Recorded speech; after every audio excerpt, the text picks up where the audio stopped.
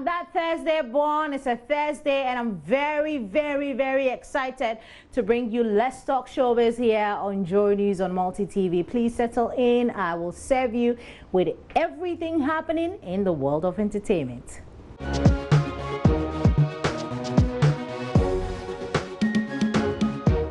If you're just joining us, this is Let's Talk Showbiz, your favorite entertainment show on TV. I see you gifty and appear.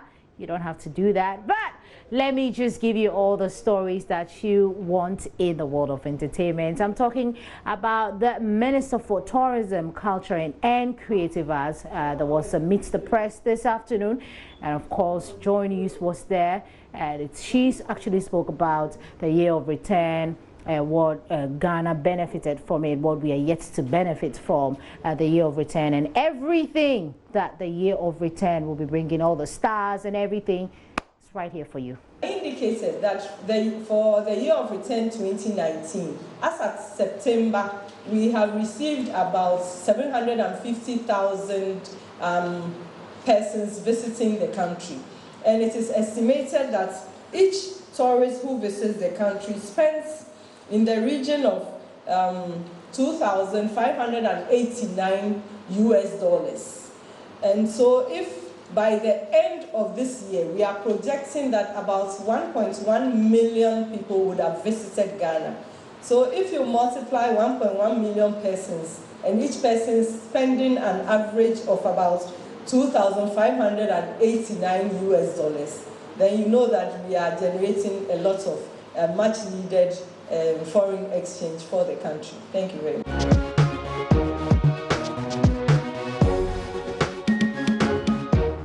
So let's move away from that and talk about the Ghana movie industry. So there was a workshop just to get the Ghana movie industry to the next level, to the Oscar level. So we had a little workshop with the likes of Leila Jansi. We actually spoke to them. Not necessarily that you have to have foreign cast, but there are certain themes that are buzzes that when people hear it, like right this year, I know it's trafficking. Trafficking is back.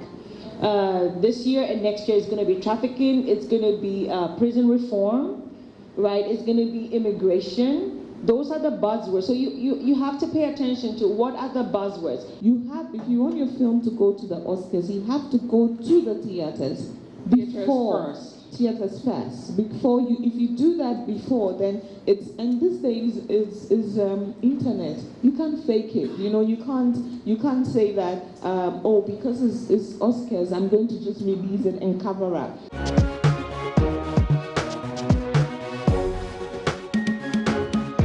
Let's move away from that and talk about Samini. Samini is I think Samini is hurt. He's hurt about the fact that the Headmaster didn't allow him to speak at the Ebonyza secondary school. Reason being that he has dreadlocks. It was alleged that the headmaster says that he's not fit to talk to or speak to the kids at the school. Really? Yes, that was what happened. He has been on and on about it. We have it right here for you. The headmaster of Ebonyza secondary school yesterday prevented me, Samini, and the entire entourage that I was, touring schools in Dansoman with, from interacting with the students' body of Ebonyza secondary school, when we had already written letters to the school and they had responded to us and agreed on the time that we come to the school. Headmaster can't tell me he doesn't know or he didn't do background check on which artist they said was coming.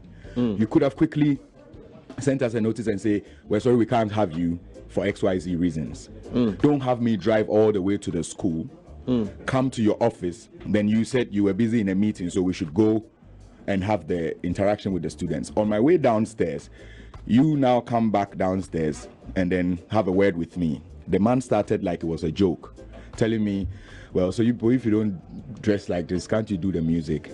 Meanwhile, I was wearing Untamed t-shirt. And I was wearing a black pair of jeans and an Adidas trainers. I didn't have any of my body exposed. I was decently dressed for a day activity. I was there. My guys were there somewhere in vests because it was a hot afternoon. The man kept talking like, okay, but I don't think you people have anything good to offer my students because of the way you people are looking. I don't like your appearance, your hairdo. And I told the man personally, but there's a certain Bob Marley who has lyrics from the 70s that are still shaping lives of these students, that are still going to shape lives of people in years to come. So because of people like that Bob Marley, you shouldn't be prejudiced when you see someone like me coming to inspire the kids. I thought the man was still joking. Like joke, I start bored. So I just quietly drove my entourage out of that school. And I did a short video and put it online to express my displeasure with how the man treated me. But if Ghana Education Service is listening, or if anybody is listening that's of high authority that can deal with this issue, I don't think that man is fit to be headmaster of Ebonyza Secondary School.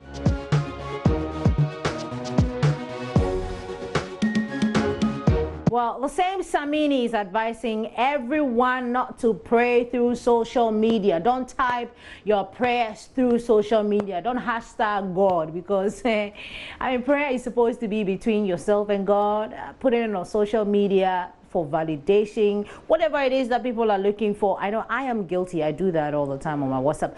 But this is what Samini is saying. He thinks that don't put your prayers on social media. It has to be between yourself and God.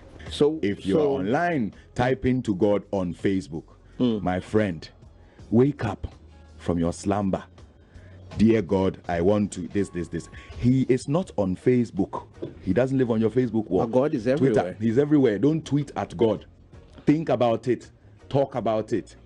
Reason about it. Just them encouraging other people to also. I would rather you tell people what you want to tell people. Don't type your prayer. That's my mentality. I'm not forcing you, but I think if you find yourself doing that, you are probably trying to vent. You're trying to air out. You're trying to feel free. All that is therapy.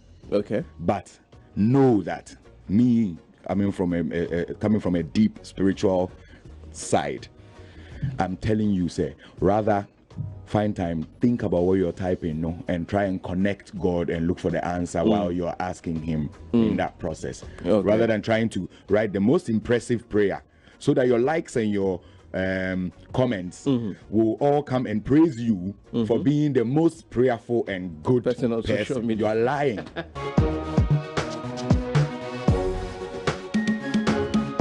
So I'm saving this for this moment. We're lighting up Accra. Yeah.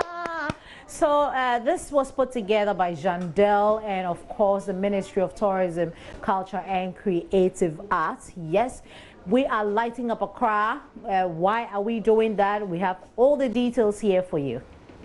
So ladies and gentlemen, are we all ready? Yeah! Are we all ready? Yeah! Ecstatic screams as MC Nathaniel Attor and other dignitaries turn on the switch to light up Accra. 3, 2, 1, and 0! Let's do 3 happy cheers. Hip, hip, hip!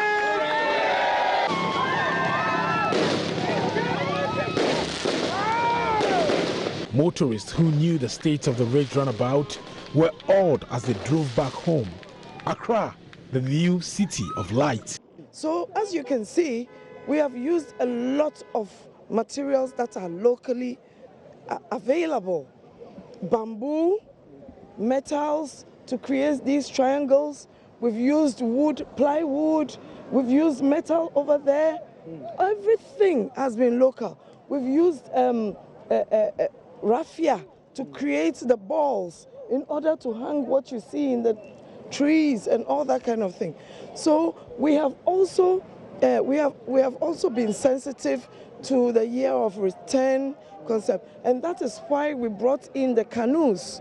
We brought in the canoes, which have the local signify the occupation for those living around on the coastal line. Exactly. Fishing. And use goodwill messages in Fafra, in Ewe, in Tree, and in Ga. In fact, we have a 5 years arrangement with our private partners. Okay. So that we're going to have it at least for the next 5 years. When His Excellency the President made the famous Jamestown Declaration that he wants Accra to become the cleanest city. We knew that it's a daunting task, but we believe that it is doable and it is achievable. And how do we start on a very small scale, and then as we moved on, we'll be able to cover the entire city of Accra. So as much as we clean the city, we thought of greening open spaces. We also thought of providing brick benches at open spaces for people that come into the city. But this is a very significant moment because this is the first official Christmas tree lighting in Accra. Tourism Minister Barbara Otinjesi says the project #Light Up Accra has become necessary as the country prepares to welcome many tourists this festive season. This is awesome. I must commend the Mayor of Accra and the companies that have supported him to execute this project, Light Up Accra, because we all know that for the year of return 2019, which we have celebrated throughout the year, December, we are expecting a huge number of people coming into Accra and into Ghana.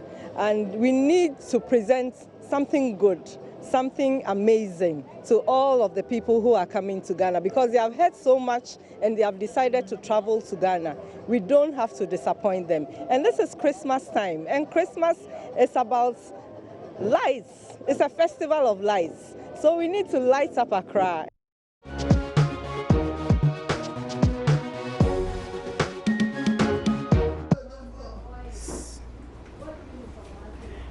So it appears that there's fire on the mountain. Yes, which mountain? I'm talking about Kate Middleton and her husband.